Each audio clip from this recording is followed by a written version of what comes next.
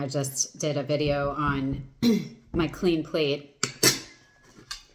It's funny when people ask me what I eat because I eat all the time. I have to eat all the time. When you work out, I think everybody knows this who works out, but if you don't work out, newsflash, you have to eat more because you just get hungry all the time. That's definitely the case for me, and I'm not complaining about it. I just wanted to just say that I am really paying attention to all the things that I'm trying to do differently this month. Last month in April, you know that I was wanting to be very congruent with all of the things that I was doing. So if there was something that I was starting to do, but then in my head I was like, oh, I really shouldn't be doing this for my long-term benefit, then I thought that it would be easy enough for me to just trade myself out of it in the month of April. I didn't get that far, but what I did figure out in April is a lot of what those things are. So like, for example, this is a really simple and silly example, but if I get hungry, if I'm working from home and I get hungry and need a snack, then I usually go and grab like a big handful of almonds. Almonds are not bad for you, but you shouldn't be really eating handfuls of almonds like 5 times a day. So in my head, when I'm grabbing the almonds, I have these two things going on. Almonds aren't that bad, and I shouldn't be eating 5 handfuls of almonds every day. And so actually, if I say, okay, well, what do I really want? It's not to eat 5 handfuls of almonds every day. And so I just got to this point of thinking, like, how often do I do this? How often do I just give in to these little things that if you actually slow down my roll and ask me to stop and think about what it is that I want for my longer term goals, then I could easily tell you that I don't want to be eating that many almonds. It's just not necessary, and they're not great for you in that quantity. So I feel like April was really helpful because it got me to do that, to just like slow things down and be like, oh, this is one of those things that I do that I don't want to do. So now for May, I know we're already into May, but now for May, it's making it a lot easier than because I took a whole month to just like see what came up. Now for May, it's becoming easier to actually implement the changes that I want that will be helpful to me. One of these examples is cutting down my phone time, which I've been very open about wanting to do, but then it's like, all right, you put the phone anywhere near me, and because of the addiction that my brain has to it, then I'm going to want to reach for the phone. So what did I have to do? I figured this out in April that I needed to put restrictions on a bunch of apps before noon. So I did that. I ended up setting up the restrictions. What happened? Even though I set up the restrictions to not look at anything social until noon, I would then go into the permissions, change the settings that it was on temporarily, take it out of that mode so that I could go check X, Y, or Z app. And so then with me doing that, it really messes with you because then you're seeing I'm coming out of the mode that I wanted to be in, which, by the way, I have 2 settings called morning alignment and afternoon alignment. So I'm taking myself out of alignment so that I can look at YouTube, for example. So you do this enough times and you start to see how your brain is so addicted to these apps that you're just like, wait a second, this is not great. So you have, like, in my mind, I have to train the beast. I have to train the animal that is my body, in this case, reaching for my phone and like taking the app out of, or taking the cell phone out of the mode that it was in. What I'm talking about is not rocket science, but actually putting it into practice feels like rocket science because of the addiction part of it. And so I have found that now in May, because I still have the timers on for most of the day that I can't access YouTube or Instagram or anything like that, that I am now taking myself out of the mode less. So I am paying more attention to leaving it on. And even if like I'm about ready to take it off because I like need to check LinkedIn, then I am slowing it down to be like, do I really need to do this? And sometimes I say yes, and sometimes I say no. Sometimes I say, no, I don't need to, but then I still do it anyway and like take it, break my own rule. So it's just absolutely fascinating how much connection I have to this stupid device here.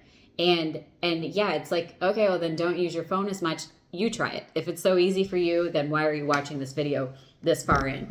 We're at 5 minutes right now. So it's like, it's very interesting to me just to see how difficult these things are to put into practice, and how crazy it is that these have just been around for what, since 2010, so 16 years. And yet this is where I'm at, that I need to wake up and check LinkedIn. Who cares about LinkedIn at 5 a.m. when I'm waking up? Literally nobody needs a message back from me at that time. And so that's another thing that I'm doing that sounds kind of like maybe extreme, is that I'm trying to set goals for myself of how many times I actually get on these apps in a day. So like I'll say, all right, I can get on YouTube 5 times total, or LinkedIn 3 times total. And what I know to be true is that if I reduce the amount of time that I'm on the apps, then I'm going to be more efficient on the apps. But it's the reduction in time that takes the practice and takes me getting over myself in order to be able to even do what I'm saying to you. I don't know if anybody's resonating with this, but I'm telling you, for me, the process has been wild to see how much self-discipline I need to have in order to just get on YouTube 5 times. Like, it's mind-bogglingly difficult to do, which I don't like. But I know that if I keep doing it, if I keep practicing the thing that I say that I want, then with consistency plus time, the time's going to create this consistency. And the amount of times that I actually tell myself, no, do not go into these apps. You're in morning alignment. Forget it. If I can keep doing that over and over and over and over and over and over and over again, like, we'll see how many hundreds of times that I have to actually get myself to listen to myself, then I will get the thing that I want. This is where it's so fascinating, and I'm going to parlay it into coaching, because a lot of times clients will be very clear about what it is they want, but they don't take the time to slow it down to the slow motion like I'm doing right now, to be able to say, oh, like, what are these like micro decisions that I'm making that's actually making this larger thing quite impossible? And so I'm giving the examples of what I'm doing with the phone and the social media, just to show how difficult it is for me, of like, this is like one of the most basic tools that we use every day. And yet I know that I don't want to be on it as much as I'm on it, because I can be more efficient if I just train myself to focus on what I want to focus on, which is anything other than this phone. And so people with their goals, when they're talking to me as a coach, it's the exact same thing. It's like, well, what are you dividing your energy into?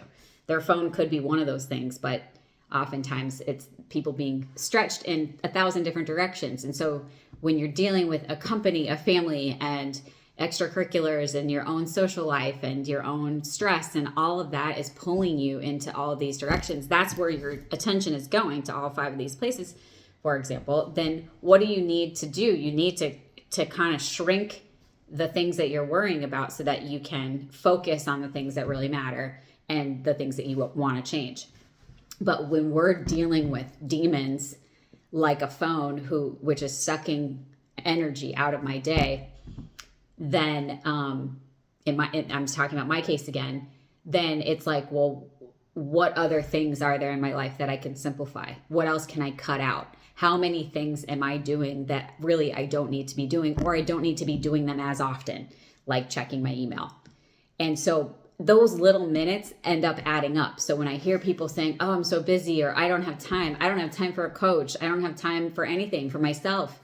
And it's like, well, you got to make time. We all have the same 24 hours in a day. So how are there people running multiple companies and having a family and still somehow find time for themselves? It's like, think about how they think. They've got to have some sort of hack. And one of the hacks is this, because it creates more time. The less time that you spend on things that are sucking your time and energy that don't need to be, the more time you have for everything else that you want to be putting energy into. The hard part is the training.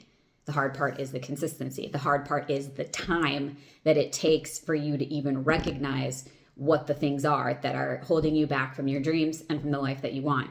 But once you start to take the time to do that, and then, like, again, using my example, once you start to really see, oh, this is where my time is going, it's unacceptable to me to spend 4 hours on my phone in a day.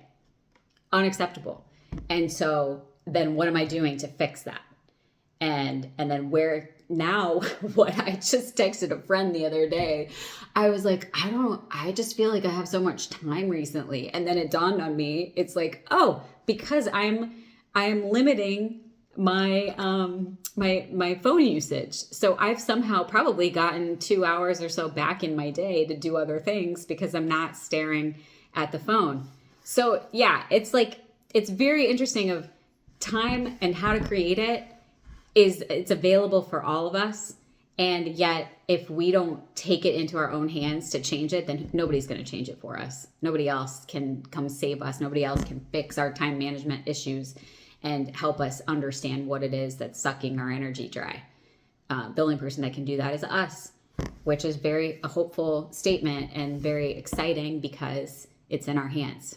So I will leave it here for today of just like, this is what I'm going through. This is my struggle. I definitely feel like I'm taking it to an extreme. I don't know anybody else who doesn't pay attention to the things on their phone until 12 o'clock. But I can tell you that because I'm doing that, then I create a ton of space in the morning. And then I'm working myself out of all the other addictive habits with my phone. And we're going to see how much time I have left at the end of all of this. But yeah, I feel like I have plenty of time. Time is actually abundant for me right now. So now it's the question of, cool, what am I going to do with this time? I went on 3 walks today. 3. Amazing. So yeah, what am I going to do with this time? Would I rather be spending my time on a walk than I would on my phone? Absolutely. So I'm glad that I'm being more true to the things that I say that I want. And I already see the changes in my life, even though this has just been happening since April, that I've been very much paying attention to every little minutia of what's going on. So if this resonates with you, let me know. I would love to hear what's going on. And if there's any way I can help, if you're interested in talking to me one-on-one about whatever your situation is, or you're looking for some coaching, I'm happy to discuss it with you and see if it might be an option that could work for you. So thanks again. Have a great day. Bye.